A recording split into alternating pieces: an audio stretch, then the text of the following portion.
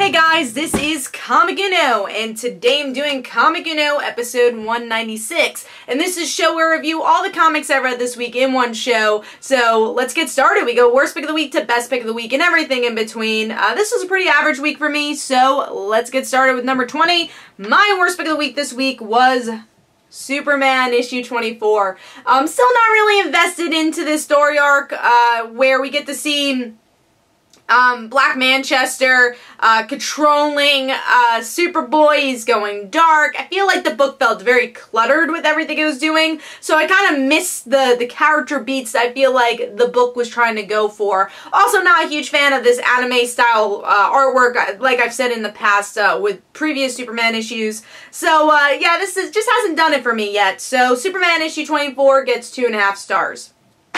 Moving on to number 19, which is The Amazing Spider-Man issue 28, which I actually feel like is an improvement from last time, but still, I feel like the build-up from the previous issues make the final battle with Norman Osborn and Spider-Man feel lackluster. Even though it was cool to see them fight without gadgets and their powers, technically, I thought that was interesting. But then there's all the other clutteredness of S.H.I.E.L.D. fighting Norman's henchmen and all that fun jazz. It kind of clutters the whole issue up. So, The Amazing Spider-Man issue 28, like I said, had a fun moment between Norman and Spider-Man, but it's a very small moment, and I think the build-up towards that made this issue kind of fizzle away. So, The Amazing Spider-Man issue 28 gets 2.5 stars, and that's number 19. Moving on to number 18, which is Nightwing issue 22, where I just don't love the direction of the book right now. I like the artwork, I like his relationship with Sean, but that's such a small moment within the book where it's pretty much Nightwing teaming up with bad guys again. It's like, how many times are you gonna do the same thing with this character?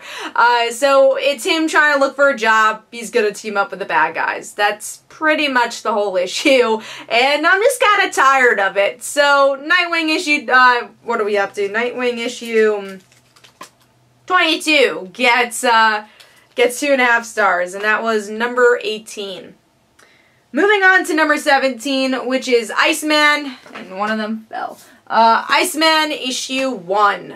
So Iceman, the artwork I felt like could have been stronger. I think the pencil work felt like there was too many pencils, and it felt a little, I don't want to say cluttered, but it felt a little messy, the pencil work here. Everyone's eyes looked really small too, so I think the pencils could be a little bit cleaner. Also, the story just didn't shout out Iceman needs an ongoing series. I felt like there wasn't enough story here, so at least for an ongoing, it didn't hook me like a first issue should. I think it described what Iceman's been doing for newer readers, but if you've read Iceman, you know what he's been up to. So it was kind of lackluster in that regard. But I did like the family aspect. I thought that was interesting. I like that they introduced a new mutant here. That was a cool scene. But the reason it's lower is the artwork and no hook. So Iceman issue 1 gets 2.5 stars, and that's number 17. Moving on to number 16, which is the Flinstones issue 12, which I'm kind of glad it's over because I feel like it overstayed its welcome, where I enjoyed like the first 6 issues. I thought it was an interesting social commentary. Still think it's an interesting social commentary, but after 12 issues it's like, I get it, you know?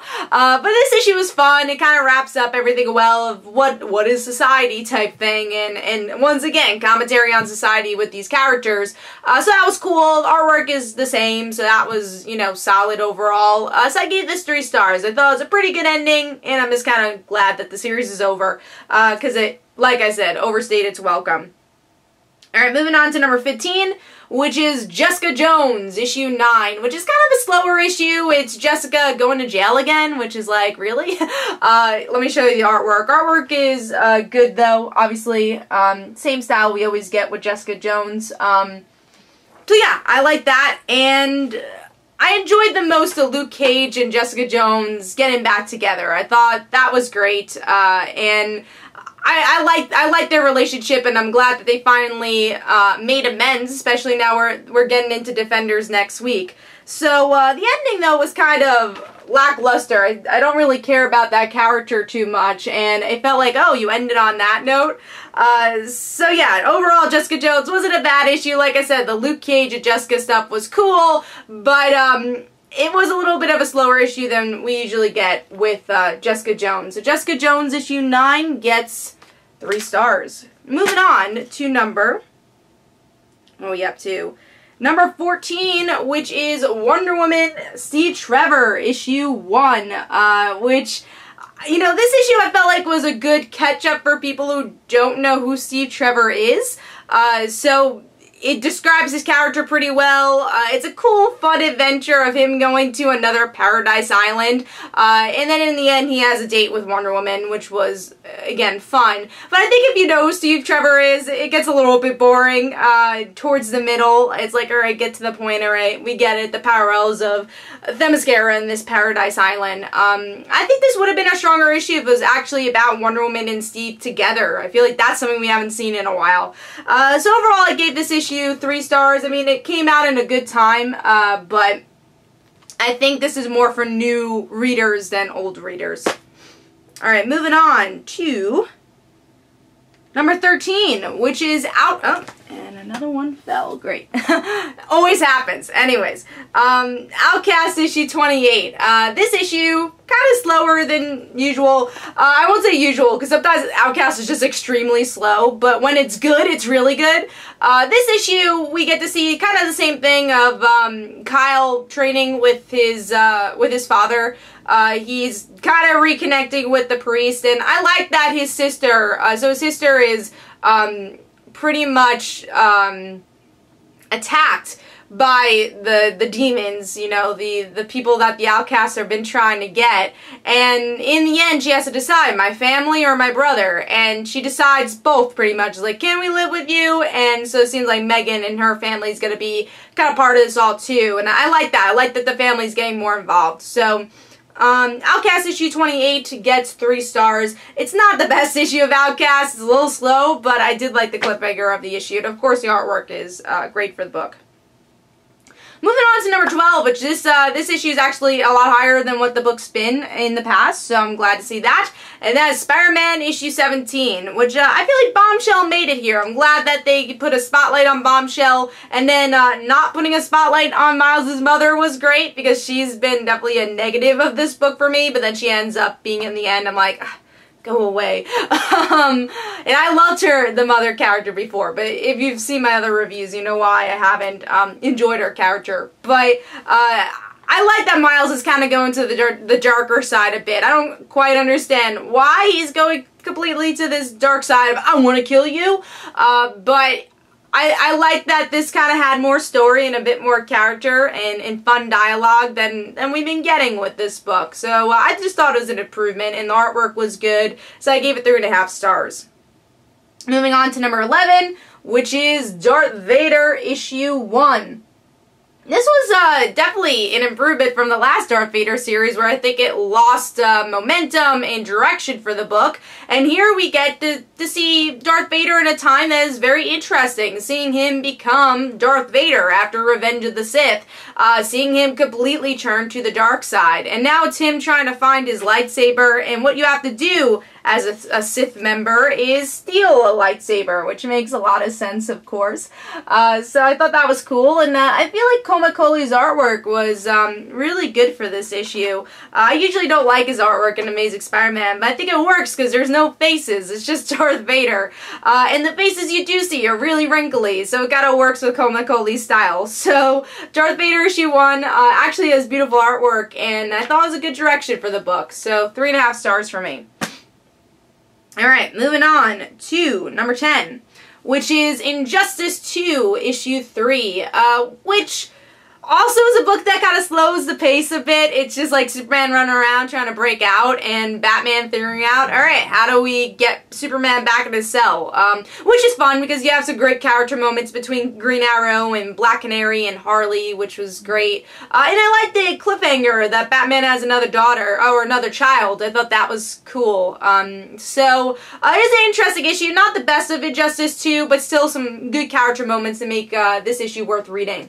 So I gave that 3.5 stars. Alright, Moving on to number 9, which is Reborn. Did anything drop? No. Reborn issue 6. And this issue, you know, the final boss battle, I think, goes on for a little longer than it needs to, because even with Millar's work, usually the final battle is not as interesting as the story itself and its main character. The villain's not that interesting, but the hero is very interesting, and we get to see her going back to her life because they're trying to revive her, and they're like, she's like, no, I want to go back to this world. You know, I want to go to the afterlife. I want to see my father. I want to see my husband. I thought that was really cool. And of course, it's still this internal battle of seeing her husband with someone else. But she's that type of person who's like, no, I just want you to be happy. So it was a cool ending, and I'm excited to see what the second volume will bring, you know, 20 years when we get it. Because, you know, usually we get to see these books really delayed. But Reborn issue 6 was a good issue, a good conclusion. So Reborn issue 6 gets 3.5 stars. Moving on to number 8. This is lower than I wanted this to be. I was a little disappointed with the ending, and that was Night Owl Society issue 3. I love this book, love the characters, and still there's some awesome character moments with the team. I was just upset that we didn't really get to see them in the final boss battle, and I feel like the battle between David and his father was really quick. Obviously, his sister died, but yeah, I felt like it was rushed. I feel like this would have been a better ongoing series because there's just so much more story to tell here. It even ends on a cliffhanger. So overall, Night Owl Society issue 3 was a little disappointing, but still very much worth the read for these characters. And hopefully we'll see it continue in some way. That way I could kind of take that away and say, no, we have more now.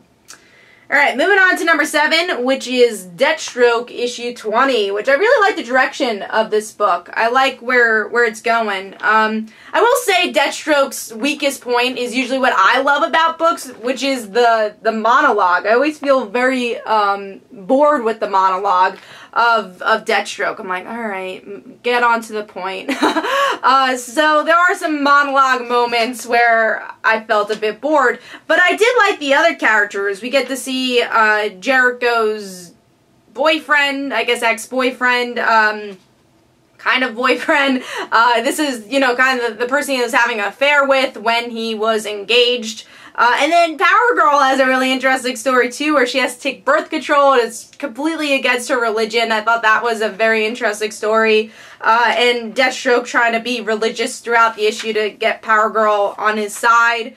And then we get Rose, who's kind of trying to recuperate after being hurt by her brother, and she forgives her brother. And by the end of the issue, it's all these characters coming together after these hardships and creating a team with Deathstroke and trying to be better people, it looks like. So I thought it was an interesting way to bring this team together, and I'm super excited to see this team. I really like this direction. So Deathstroke issue 20 gets 3.5 stars.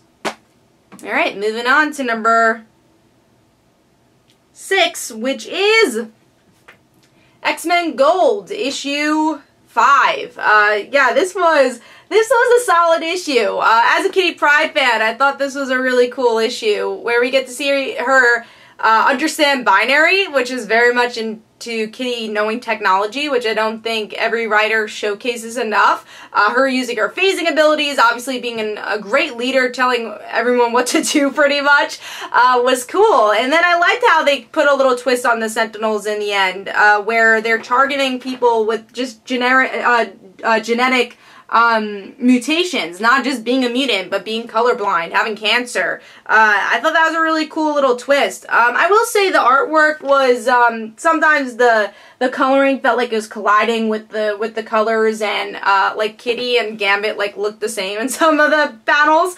But I do like this style more than the previous style, but still I think it needs a little work with the artwork. But I thought this was a really solid issue with some good character moments, and I liked where the Sentinels were going in the end. I thought that was a cool twist. So X-Men Gold issue 5 gets 4 stars, and that is number 6. Moving on to number 5, this has been in my top 5 for a couple of weeks now, and that is Green Lanterns, issue 24. Really like this in-space storyline, and the team up between Guy Gardner and Jessica was really fun, and between Boz and Kyle. It's them kind of figuring out why they're teamed up with these people. Boz becomes more creative, Jessica becomes more ambitious, and I love that was Hal Jordan sentencing them into the Green Lantern Corps. I thought that was cool. So it's just a great, fun Green Lantern issue. I will say the part I didn't like about the issue was still this whole, Lantern Ring Guardian story going on. I feel like that was a little slower for the issue, but I think it's just build up to hopefully an interesting story arc for the future. So Green Lanterns issue 24 gets 4 stars, and that is number 5. Moving on to number 4, which is a book I wasn't even planning on getting, and that is Babyteeth, issue 1 from Aftershock. And the reason I picked it up, I just saw some reviews. I'm like, oh, this is sounds better than what the solicit said, which it was this demon baby, and they say this nerdy mom who has to deal with her demon child.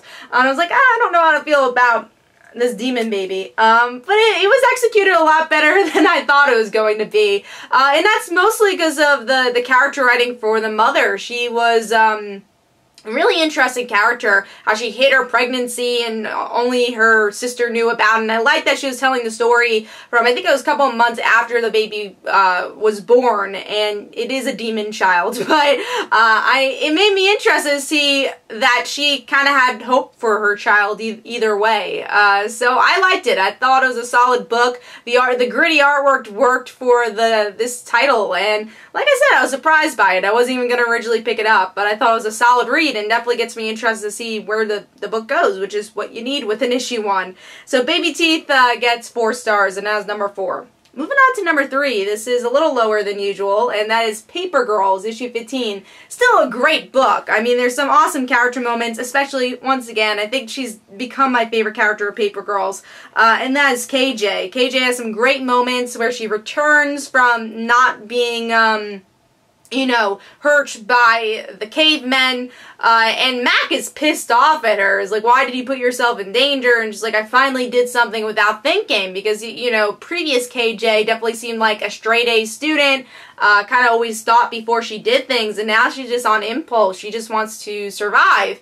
And that impulse comes into the issue later on, where she kills somebody. She kills one of the cavemen that was going to kill the doctor. So really interesting stuff, and you see that the visions are starting to come true. Now the issue ends where the girls are a bit late to the time machine, so it looks like that the girls are displaced and in different time periods, I guess, and there's this just big robot trying to attack Tiffany. So overall I liked the issue. I thought it was very solid. But I think it's just because of the wait. It's like you have to wait until October, and I don't know if this issue was as good as the previous issues. I think the previous issues gave us a little bit more than this issue, but it's still an awesome regular issue. I just think I put Paper Girls on a bigger pedestal because it is one of my favorite titles. So overall I gave it 4 stars. I thought it was a very solid issue, but that hiatus time, man, it's going to be long, but I actually want it to feel longer because I want even more to happen here. I want it to be on even bigger cliffhangers. But I think it's because, again, Paper Girls has put such a high bar that that's why I feel that way. So Paper Girls issue 15 gets 4 stars, and that is number 3.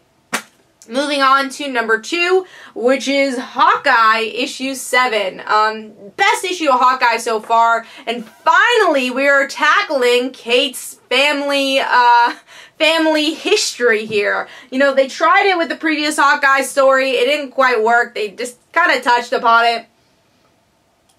We saw that Kate's father wasn't the best person in Young Avengers, and ever since then I've wanted to learn more about them, and that was over a decade ago now.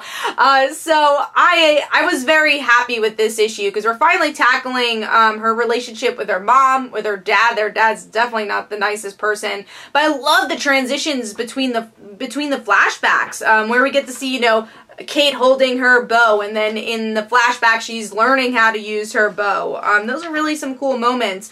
We get to see that right here. Over there. And then these purple flashbacks, which was so great. But I also love, I mean, the action in this issue was intense. Look at this. And I love that it's all about strategy. Like, there's this moment where Kate's, like, flings her arrows onto, kind of this pedestal, and she makes a comment. It's like, you think I missed? No, this was part of my plan. So she, like, plans, you know, dozens of these bodyguards that she's fighting, and she looks at her surroundings like, all right, there's a water, I'm gonna make someone drown there, and then she ends up almost drowning there. But it's so great to show how much of a great fighter Kate is. And then in the end, you got a great moment where it's Kate and her father coming face to face, where her father is the one who invited her and gave that pendant that her mother had, and it represented her sister, and Kate. So it's like, hello, Katie, is like, Dad? So really cool moment. Like I said, probably the best issue of Hawkeye I've read so far, and it gets me pumped up for where the story arc is going. So Hawkeye issue 7 gets 4.5 stars. Definitely pick this one up. Love this issue. Moving on to number 1, which is Batman, issue 24. Man, oh man, this is a good issue. Really love the dialogue here. That's what made it. I mean, what is this issue? It's just a conversation. And it's a conversation between Gotham Girl saying, what do I do? Should I be a hero anymore? These powers are killing me. And Batman's like, I'm not making that decision for you. So it's a conversation to help Gotham Girl, but it's also a conversation where Gotham Girl is helping Batman, because Batman's so confused after the button, saying, what do I do? Like, what do I do to be happy? And Gotham Girl kind of gives him the answer. And so it's cool that you see Batman's trying to look for Catwoman for some reason. By the end, you know why, because he wants to, spoiler alert, marry Catwoman. So that was the ending of the issue, which makes sense after everything that's happened in King's Run and in the button, of course, with his father. So really great moments. I love, like, these little lines, you know, about Gotham Girl asking, hey, why don't you fly? You know, obviously you would have the ability if you get some magic or something. And Batman's like, well, I don't want to. I never needed to. And it's also this conversation of Gotham Girl now knowing, oh, I don't need to fly. You know, there's other ways to fight crime and be a hero. Just an awesome conversation between those two. Great book. Really enjoyed this one. So Batman issue 24 gets 5 stars. Great issue. Gets me pumped up to see where the series is going to go next. Hopefully you get to see more Gotham Girl, because I really do like that character. And of course just want to see what happens with Catwoman and Batman next issue.